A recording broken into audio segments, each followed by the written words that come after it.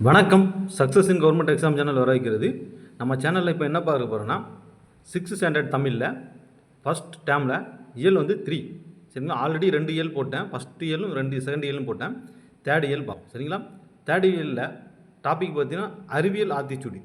அதாவது எந்திர உலகத்தில் தான் இந்த அறிவியல் ஆத்திச்சூடி வருது பாருங்கள். அறிவியல் ஆத்திச்சூடி, இந்த அறிவியல் ஆத்திச்சூடியோட ஆசிரியர்கிட்ட நெல்லை முத்து. அறிவியல் ஆத்திச்சூடி ஆசிரியர்கிட்ட நெல்லை முத்து. அது ஆத்திச்சூடி அப்படின்னா அ ஆ இ அந்த வகை வரிசையில் இருக்கும். அதனால தான் அகரவரிசை அப்படிங்கும். ஆத்திச்சூடி என்பது அகர வரிசைகளை அறிவுரை சொல்லும் ஒரு இலக்கியம். ஔவையின் ஆத்திச்சூடி, ஆத்திச்சூடியை வச்சது ஔவையார் நம்மளுக்கு தெரியும். புதிய ஆத்திச்சூடி யாருன்னா பாரதியார். ஆனால் அறிவியல் ஆத்திச்சூடி அது நூலின் ஆசிரியர் நெல்லைமுத்து. அகர வரிசையில் அறிவியல் அறிவோம் சரிங்களா. அகர வரிசையில் அறிவோம், அகில உலகையும் ஆய்வு செய்வோம், அனைத்தையும் உலகின் நலத்துக்கு வழங்கும். ஆத்திச்சூடி பாட்டில் பாருங்கள். அறிவியல் சிந்தனைக்குள் ஆய்வில் மூழ்கு, என்றவரை புரிந்துகொள், ஈடுபாடுடன் அணுகு, உண்மையை கண்டறியணுமா, ஊக்கம்தான் எப்போதும் வெற்றி தருமா, என்றும் அறிவியலே வெல்லும், ஏன் என்று கேள், ஐயம் தெளிந்து செல், ஒருமித்து செயல்படு, ஓய்வெற உழை, அவ்வளோதான் அனுபவம் சரிங்களா. இது வந்து ஆசிரியர்னா நெல்லைமுத்து. சொல்லும் பொருள் பாருங்கள். இயன்றவரைனா முடிந்தவரை, ஒருமித்துனா ஒன்றுபட்டு, அவுடதம்னா மருந்து சரிங்களா. அவுடதம்னா மருந்து. இந்த வேலை பார்த்துக்காங்க. நூல்வெளி தம்மை ஒத்த அலைநிலையத்தில் சிந்திப்பவர் என மேதகு அப்துல் கலாம் அவர்களால் பாராட்டப்பட்டது நெல்லைமுத்து. அதாவது ஒத்த அலைநிலையத்தில் சிந்திப்பவர் என்று அப்துல் கலாம் மீது யாரை பாராட்டியிருக்காங்க? நெல்லைமுத்தை பாராட்டியிருக்காங்க. அறிவியல் அறிஞர் என்னும் கவிஞர். இவர் எங்கெல்லாம் வேலை பார்த்துருக்குன்னா விக்ரம் சாராபாய் விண்வெளி மையத்தில் வேலை பார்த்துருக்காரு, சதீஷ் தவான் விண்வெளி மையத்தில் வேலை பார்த்துருக்காரு, இந்திய விண்வெளி மையம் ஆகிய மூன்று இடத்துல வேலை பார்த்துருக்காங்க. அறிவியல் கவிதைகள் கட்டுரைகள் பலவற்றை படைத்திருக்கிறாரு. 80க்கும் மேற்பட்ட நூல்களை வெளியிட்டார் சரிங்களா. இது எத்தனை மேற்பட்ட நூல்கள் வெளியிட்டார்? 80க்கும் மேற்பட்ட நூல்கள் வெளியிட்டார். சரியான விடையை தேர்ந்தெடுக்க பாருங்கள். உடல் நோய்க்கு டேஸ் தேவை ஔடதம் சரிங்களா. உடல் நோய்க்கு ஔடதம். நண்பருடன் ஒருமித்து ஆப்ஷன் ஏல ஒருமித்து. கண்டறியல கண்டு ப்ளஸ் சரி, கண்டு ப்ளஸ் சரி ஆப்ஷன் பியில் வருது சரிங்களா. ஆப்ஷன் பியில் இருக்கும். ஓய்வரன்னா ஓய்வு ப்ளஸ் அற ஆப்ஷன் ஏல இருக்குது. ஏன் ப்ளஸ் என்றுனா ஏன் என்று ஆப்ஷன் பி. ஔடதம்னா ஔடதமாம் அப்படின்னா ஔடதம் ஆப்ஷன் ஏ. எதிர் சொற்களை பொறுத்துக சரிங்க. அணுகுன்னா அது வந்து விலகு. ஐயம்னா தெளிவு, ஐயம்னா தெளிவு. ஊக்கம்னா அது வந்து சோர்வு அல்லது சோம்பல் எப்படின்னா எடுத்துக்கலாம். உண்மைன்னா அது பொய்மை. அடுத்து பாருங்கள். ரெண்டாவது அறிவியல் ஆய்வோம். அறிவியலால் ஆள்வோம் பாட பாருங்கள். அந்த நுழையும் முன் இதில் ஒன்றுமே இல்லை, வேஸ்ட் தான். சும்மா பாடலை மட்டும் லைட்டாக பார்த்துக்கோங்க. இதில் ஒன்றும் இல்லை, லைட்டாக பாடல் மட்டும் பார்த்துக்கோங்க. ஆழக்கடலில் அடியில் மூழ்கி ஆய்வு செய்து பார்க்கிறான். நீலவானில் மேலே பறந்து நிலவின் வாழ நினைக்கிறான். செயற்கைக்கோளை விண்ணில் ஏவி செய்தி தொடர்பை சிறகரிக்கிறான். இயற்கை வளமும் புயலும் மழையும் எங்கே என்று உரைக்கின்றான். எலும்பும் தசையும் இல்லாத இயங்கும் எந்திர மனிதனை படைக்கின்றான். இணைய வலையால் உலகம் முழுவதையும் உள்ளங்கையில் கொடுக்கின்றான். உறுப்பை மாற்றும் மருத்துவம் கண்டு உடலும் உயிரும் காக்கின்றான். அணுவை பிளந்து ஆற்றலை கெடுத்து அனைத்தும் செய்து பார்க்கின்றான். நாளைய மனிதர்கள் கோள்களை எல்லாம் நகரங்கள் அமைத்து வாழ்ந்துடும். வேலைதோறும் பயணம் செய்யும் விண்வெளி பாதையை அமைத்திடுவாள். ஏன்னா இந்த பாடலோட ஆசிரியர் யாரும் கொடுக்கல சரிங்களா. சும்மா இப்படி ஒரு கொஸ்டின் கட்டி மேலே வந்து அறிவியல் சயின்ஸை பற்றி இது கொடுத்துருக்கு சரிங்களா. சும்மா தெரிஞ்சு வச்சுக்கோங்க, ரொம்ப இம்பார்ட்டன் கிடையாது. இந்த பாக்ஸ் கொஸ்டின் தான் இம்பார்ட்டன் சரிங்களா. இந்த பாருங்கள், பாக்ஸ் இருக்க கொஸ்டின் தான். பாக்ஸு வானை அளப்போம், கடல் மீனை அளப்போம், சந்திர மண்டலத்தில் கண்டு தெளிவோம், சந்தி தெருப்பெருக்கும் சாத்திரம் கற்போம். இப்படி சொன்னது ஏன்னா மகாகவி பாரதியார். இந்த பாயிண்ட் தான் முக்கியம். வானை அளப்போம், கண்டு தெளிவோம், கடல் மீனை அளப்போம், இப்படியெல்லாம் அந்த வேர்டு வந்தாலே அது பாரதியார்னு வச்சுக்கோங்க. சரியான விடை தேர்ந்தது பாருங்கள். சரியான விடை அவன் எப்போது உண்மையை உரைக்கின்றான். அந்த ஆப்ஷன் ஏ பாருங்கள், அதுதான் ஆன்சர். இன்னொன்று வருது ஆப்ஷன் சிலையும் உரைக்கின்றான், அந்த கிடையாது.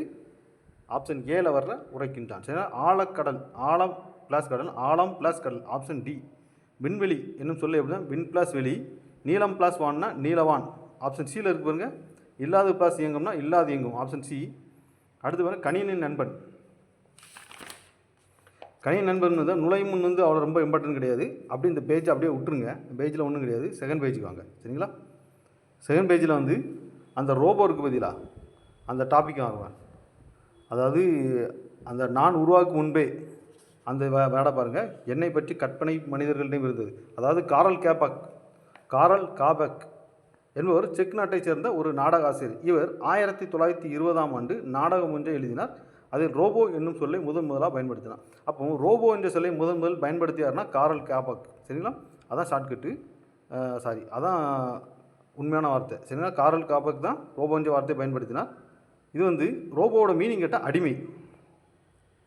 எந்த வருஷம்னு கேட்டால் 1920 ஒரு நாடகம் ஒன்று இயற்றிருக்காரு. அந்த நாடகத்தில் ரோபோ என்ற வேர்டை யூஸ் பண்ணியிருக்காரு. ரோபோட உண்மையான மீனிங் வந்து அடிமை.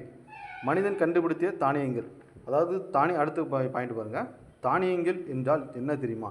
நுட்பமான கடினமான ஒரே மாதிரியான வேலையை மனிதனை விட விரைவாக தானே செய்து முடிக்கும் இயந்திரமே தானியங்கள். அதாவது நுட்பமான கடினமான ஒரு வேலையை மனிதனை விட வேகமாக முடிக்கிறது தான் தானியங்கின்ட்டான். அது அடுத்து பாக்ஸ் கொஸ்டின் பாருங்க. மனித முயற்சிக்கு மாற்றாக தானே இயங்கும் எந்திரம் வந்து தானியங்கி ஆகும். இவை தோற்றத்தில் மனிதனைப் போல இல்லாமல் இருக்கலாம், ஆனால் மனிதனைப் போல செயல்களை நிறைவேற்றும் என்று பிரிட்டானிய கலைக்களஞ்சியம் வந்து தானியங்கி விளக்குது. அதாவது இந்த இதுக்கு எக்ஸ்பிரஷன் சொன்னது யாருன்னா பிரிட்டானிய களஞ்சியம். தானியங்கி எக்ஸ்பிரஷன் சொன்னது பிரிட்டானிய கலைக்களஞ்சியம் வந்து விளக்கியிருக்கு. அதாவது சென்சார் இங்கே பாருங்கள். இவ்வகை தானியங்கள் என்று இப்போ பல தொழில்நுட்ப நிறுவனங்களில் பயன்பட்டு வருகின்றன. இவை பயன்படும் இடத்துக்கு ஏற்ற வகையில் எந்திர கைகள், நகரும் கால்கள், சூழ்நிலை உணர்வதற்கு நுண்ணுணர்வு கருவிகள், அதாவது சென்சார் ஆகியவற்றுடன் உருவாக்கப்படுகின்றன. அப்படியே அடுத்த பாயிண்ட், அடுத்த பக்கத்து வாங்க. அந்த மற்றெல்லாம் ரொம்ப இம்பார்ட்டன்ட் கிடையாது, நேராக இங்கே வாங்க. அந்த சிக்கலான அறுவை சிகிச்சை செயல்படும் ரோபோக்கள் இப்போ பயன்படுத்துகிறாங்க.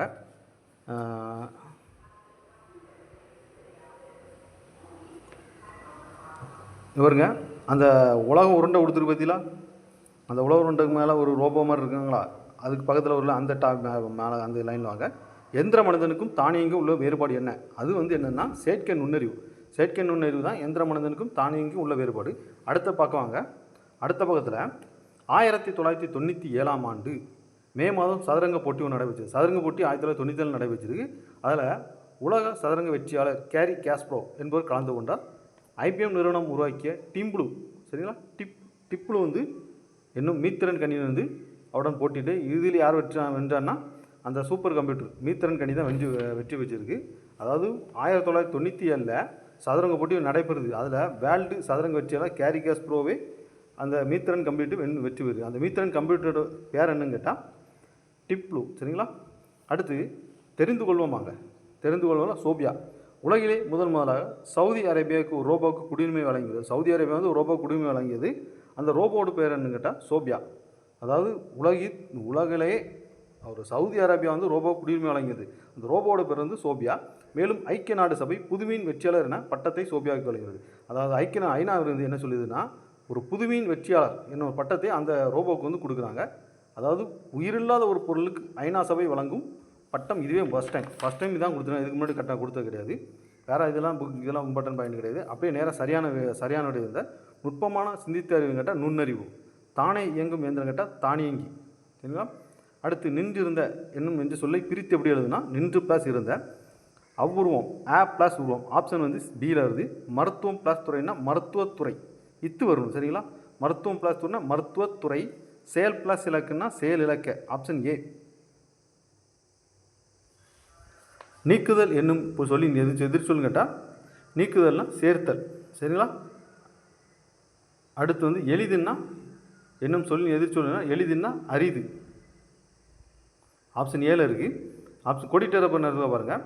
மனிதன் தன் வேலைகளை எளிதாக கண்டுபிடித்தவை இயந்திரங்கள். தானியங்கிக்கும் எந்திர மனிதனுக்கும் உள்ள முக்கிய செயற்கை நுண்ணறிவு. உலக சதுரங்க வீரரை வெற்றி கொண்ட மீத்திரன் கம்ப்யூட்டர் டிம்ப்ளூ. இப்போ படித்தோம்ல டிம்ப்ளூன்ட்டு. சோபியா என்னும் ரோபோ குடிமுறை வழங்கிய நாடு வந்து சவுதி அரேபியா. சவுத் ஆப்பிரிக்கான்ட்டு யாரும் போட்டுறாதியா, சவுதி அரேபியா. சரிங்களா,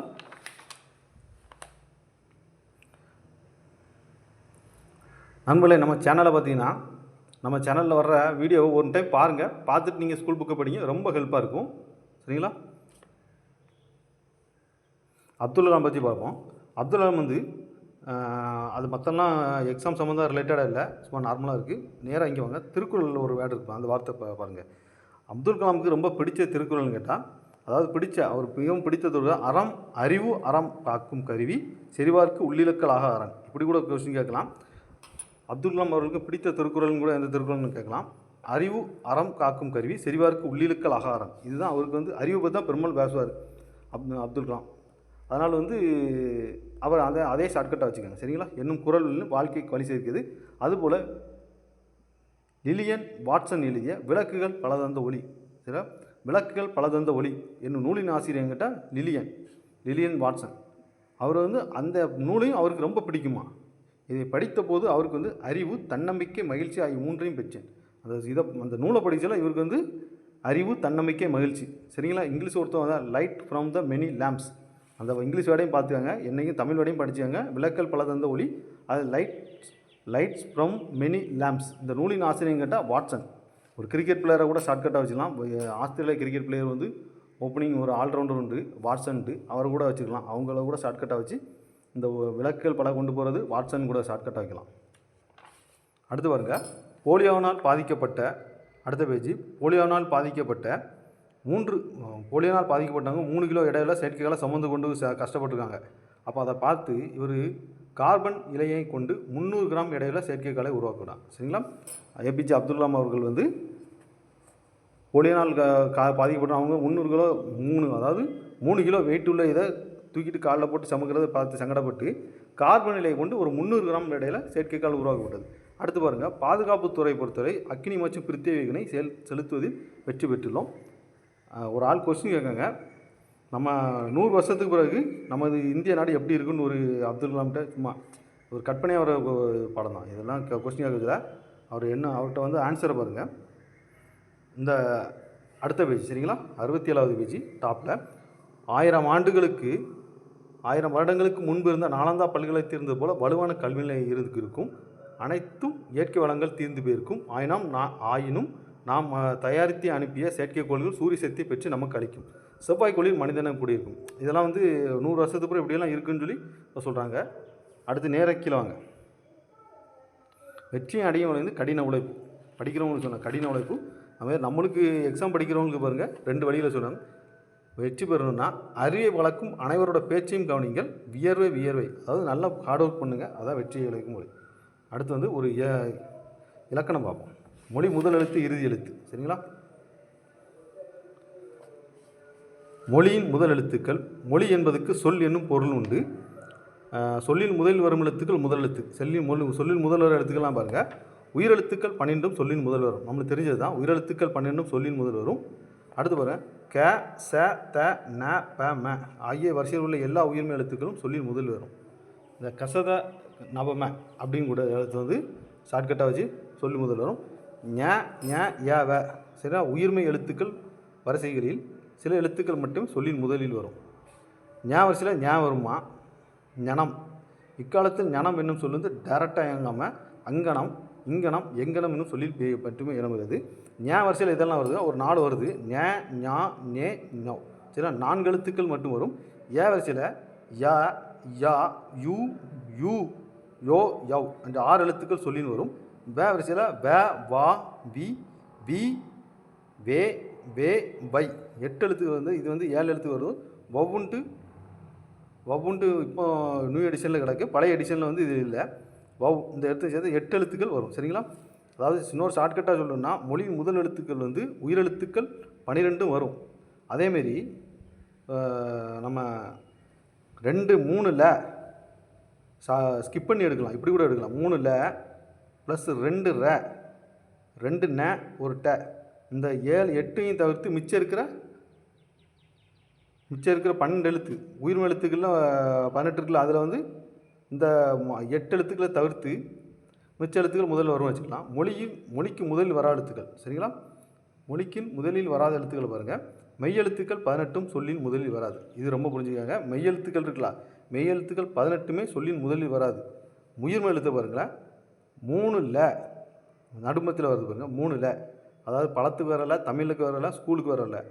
இந்த 3லவும் பள்ளிக்கு வர செவத்தில் விடுற பள்ளிக்கு வரல. இந்த 3லாம் வராது. அதேமாரி 2 ர இந்த ர எடுத்துக்கோங்க. 2 ந சின்ன நாவும் பெரிய நாவும் எடுத்துக்கோங்க. 1 ட இந்த 8 எழுத்தும் வராது, சொல்லின் முதலில் வராது.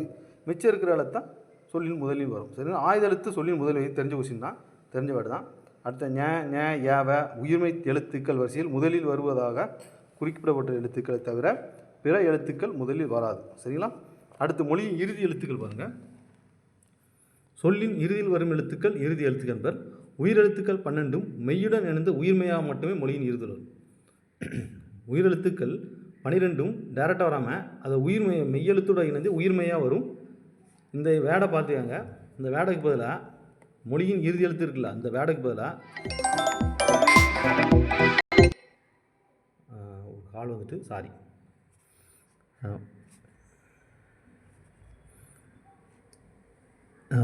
மொழியின் இறுதியில் எழுத்துக்கு பாருங்களேன். இறுதியில் எழுத்தில் வர எழுத்துக்களை பாருங்கள். இந்த வேடைக்கு பார்க்கறது பதிலாக இன்னொரு ஷார்ட்கட்டு சொல்கிறேன். அதாவது கசட தபர, அதாவது வல்லின் எழுத்துக்கள்களா, வல்லின் எழுத்தில் கசட தபர ப்ளஸ் இஞ்சு இந்த சேர்த்து மொத்தம் 7. இந்த 7 வந்து மொழியின் இறுதி எழுத்து வராது. மற்ற இதை வந்து படிச்சுக்கோங்க. மற்ற இதை வந்து வரும். மெல்லினம் இடையினம் அந்த எழுத்துக்கள் வந்து மெல்லினம் இடையினத்தில் மட்டும் வராது. மற்றெல்லாம் மொழியின் இறுதி எழுத்துக்கள் வரும். மொழி இறுதி வராத எழுத்துக்கள் பார்ப்போம். சொல்லின் இறுதியில் உயிரெழுத்துக்கள் தனித்து வருவதில்லை. இது நமக்கு தெரிஞ்சது தான். உயிரெழுத்துக்கள் தனித்து, சொல்லோட வேடோட இறுதியில் உயிரெழுத்துன்னு என்னது, அ ஆ இ அந்த மாதிரி எழுத்து தனித்து வராது. ஆனால் அளபடையில் இப்படி வரும்னு சொல்கிறாங்க. அளபடை எழுத்துக்கள் இடம்பெறும் உயிரெழுத்துக்கள் சொல்லின் இறுதியில் வரும். ஆயுத எழுத்து சொல்லின் இறுதியில் வராது. அப்போ ஆயுத எழுத்து சொல்லின் இறுதியிலும் வராது, இடையிலும் வராது. சரிங்களா? இறுதியிலும் வராது, முதலிலும் வராது, இடையில் மட்டும்தான் வரும். அதேமாரி கசட தபர இந்த வார்த்தை பாருங்கள். வல்லின எழுத்துக்கள் கசட தபர ப்ளஸ் இஞ்சு சேர்த்து 7 மெய் எழுத்துக்களும் சொல்லின் இறுதியில் வருவதில்லை. உயிர்மெய் எழுத்துக்கள் எழுத்து வரிசையில் சொல்லின் இறுதியில் வராது. அப்புறம் எகர வரிசையில் கே ந அந்த முடியும் உயிர்மெய் எழுத்துக்கள் மொழியின் இறுதியில் வருவதில்லை. ஒகர வரிசையில் நோ. சரிங்களா? நோ கிடையாது, வெறும் நோ தான். நோ தவிர பிற உயிர்மெய் எழுத்துக்கள் மொழியின் இறுதி வருவதில்லை. நோ என்னும் ஓரெழுத்து ஒரு மொழிக்கு துன்பம். நோன்னா துன்பம். சரிங்களா? மொழியின் சொல்லின் இடையில் வரும் எழுத்துக்கள் வந்து மெய்யெழுத்துக்கள் 18ம் சொல்லின் இடையில் வரும். உயிர்மெய் எழுத்துக்கள் சொல்லின் இடையில் வரும். அதாவது மெய்யெழுத்துக்கள் 18ம் சொல்லின் இடையில் தான் வருமா. உயிர்மெய் எழுத்துக்கள் வந்து சொல்லின் இடையில் வரும். ஆயுத எழுத்து சொல்லின் இடையில் மட்டும் தெரிஞ்சது. ஆயுத எழுத்து சொல்லின் இடையில் வரும், மெய்யெழுத்துக்கள் இடையில் வரும், உயிர்மெய் எழுத்துக்கள் சொல்லின் இடையில் வரும். அளபடையில் மட்டும்தான் உயிரெழுத்துக்கள் சொல்லின் இடையில் வரும். அளபடையிலும் உயிரெழுத்துக்கள் சொல்லின் இடையில் வரும். அடுத்து பாருங்கள்.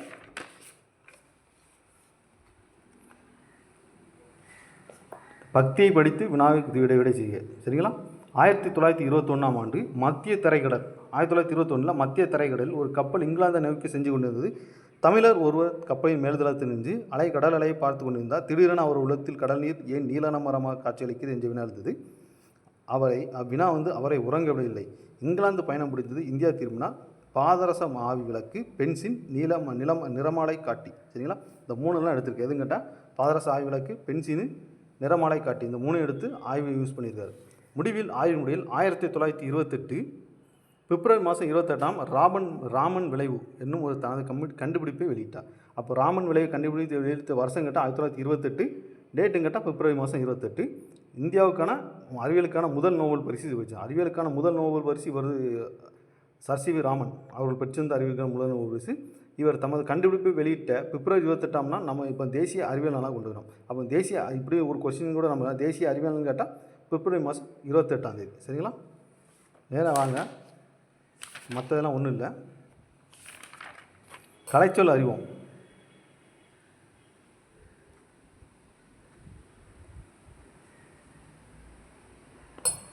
கலைச்சொல் அறிவோம் தான் செயற்கை நுண்ணறிவு.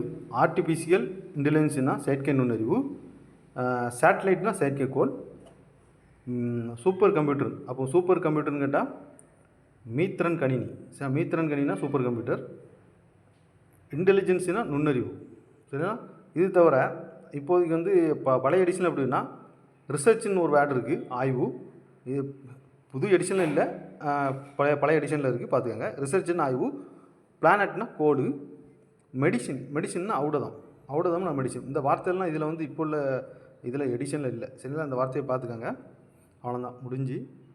நாளைக்கு உங்களுக்கு 7th டே 6th செகண்ட் டேர்ம் ஃபஸ்ட் இயல் நடத்துகிறேன். சரிங்களா? நண்பர்களே, நம்ம சேனலை சப்ஸ்கிரைப் பண்ணுங்கள். உங்களுக்கு கட்டாயம் படிப்பு சம்மந்தம் ஹெல்ப்பாக இருக்கும்.